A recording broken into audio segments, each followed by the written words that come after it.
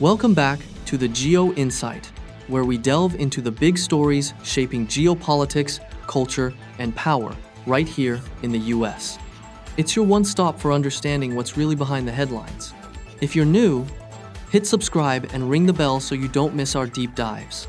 Today, a social media blow-up between AOC and Riley Gaines erupted into a debate challenge. But what's really at stake?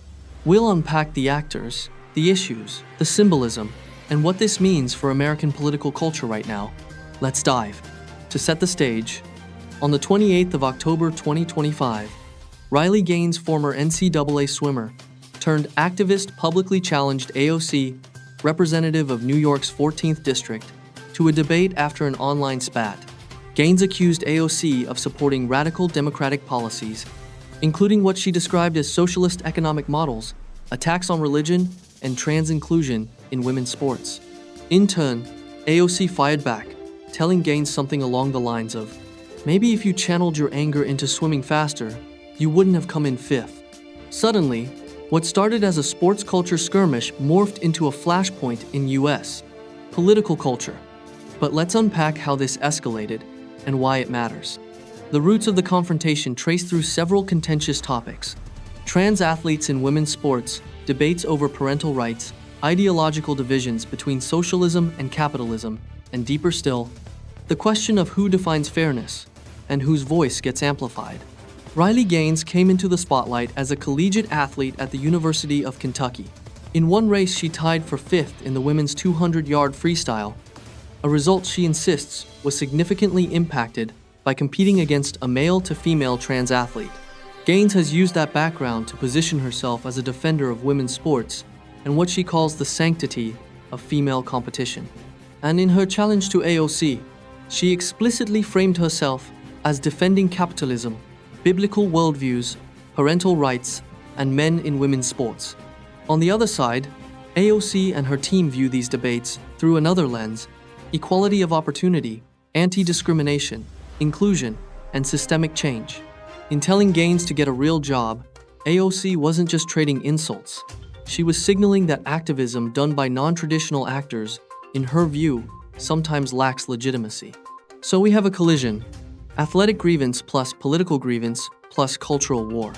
What might otherwise be niche sport policy talk has exploded into the public square because it intersects with bigger debates.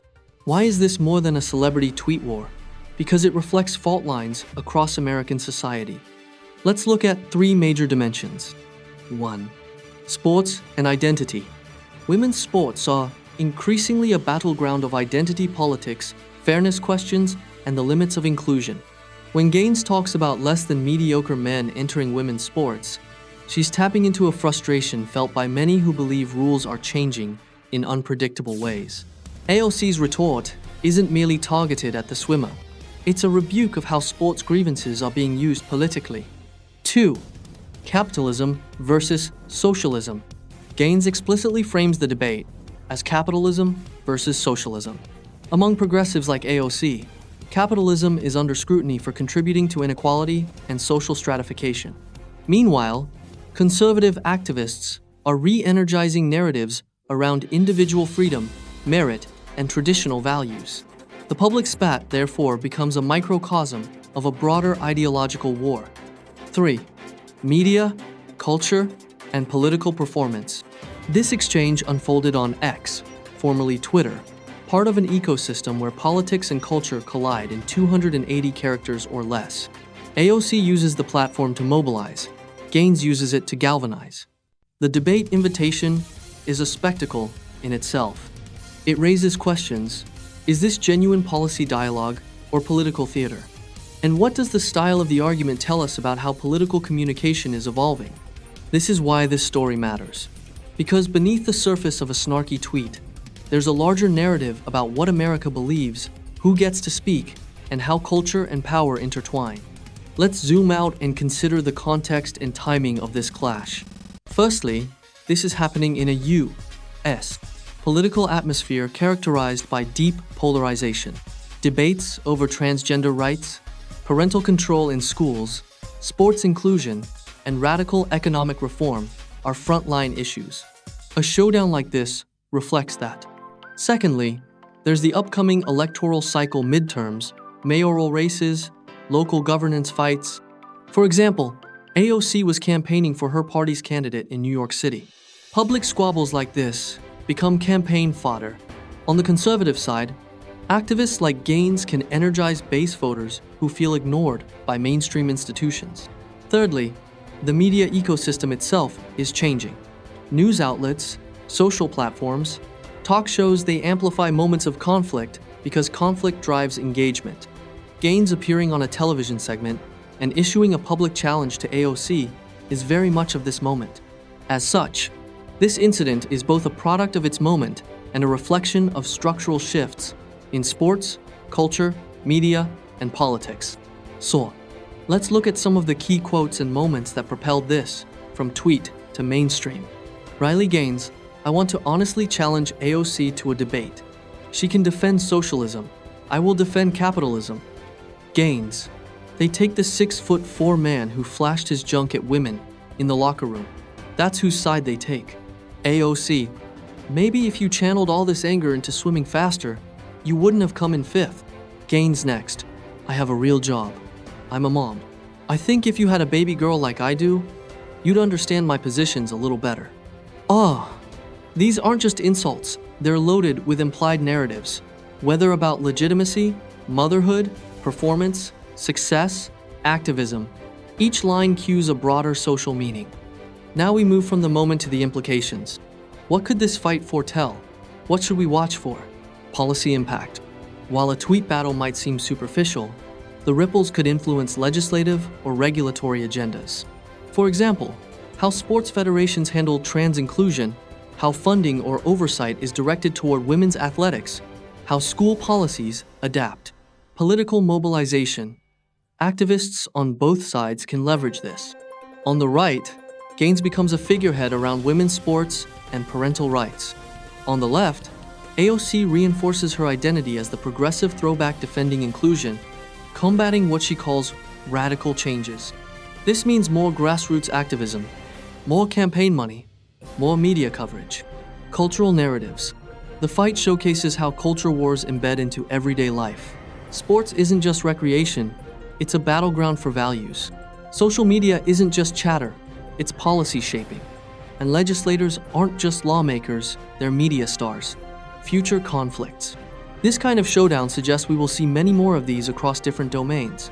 Education, athletics, workplace inclusion, civil rights.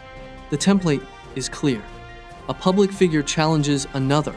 The online platforms amplify, the media picks up, and the moment becomes symbolic of something bigger. Polarization deepens.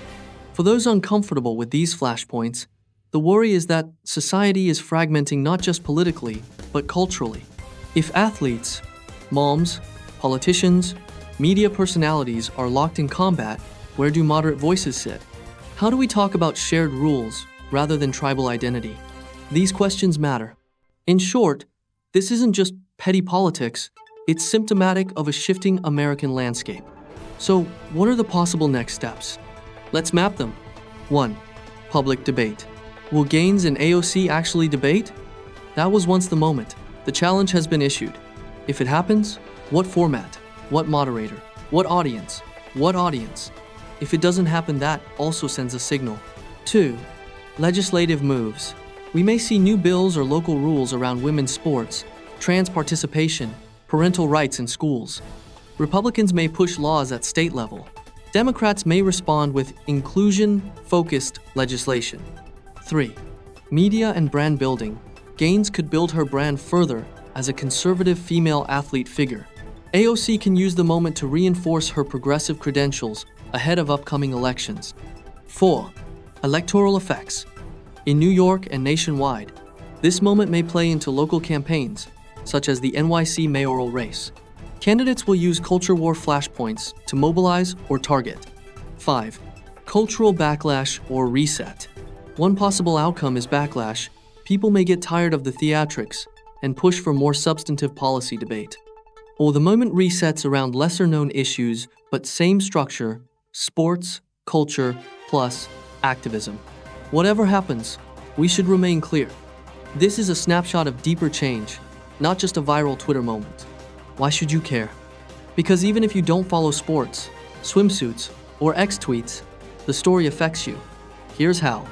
It signals how public discourse is changing. More polarized, more media-driven, more identity-rooted. That affects how you engage with news, how you engage with others, how you understand policy. It touches on values that we all face: fairness, opportunity, inclusion, legitimacy of voices, how we define winners and losers in society. It matters for democracy. When debates are reduced to soundbites and social media insults, do we lose the ability to engage deeply? This story raises that question. It impacts policy outcomes indirectly, because culture war moments often lead to legislative or institutional change, sometimes before you realize it. So, whether you lean left, right, or center, you should care about what this means for the rules of engagement in our society. To wrap up, the spat between Riley Gaines and Alexandria Ocasio-Cortez began as a spotlight on sports and inclusion, but quickly became a lightning rod for capitalism versus socialism, media spectacle versus substance, culture war versus policy conversation. It's tempting to dismiss it as just another tweet storm, but that would miss the forest for the trees. Because in this case, the trees are part of a shifting landscape of American public life. So, what should we watch? The question isn't simply who's right in this particular argument. It's how we handle these arguments going forward. Will there be real debate, real policy, real understanding? Or will we continue down a path of viral conflict without resolution? For a channel like the GeoInsight, the lesson is clear. Pay attention to the flashpoints, yes, but always ask the deeper question. What structural change is this reflecting? What future does this point toward? Thanks for watching. If you found this video useful, insightful, or even just interesting, please hit the like button, subscribe to the GeoInsight if you haven't already, and ring that notification bell so you're notified of future deep dives. Leave a comment below. Who do you think got the better of the exchange? And what broader implications do you see from this? I'll read the top comments and may feature one in our next video. Until next time, stay curious, stay informed, and stay engaged.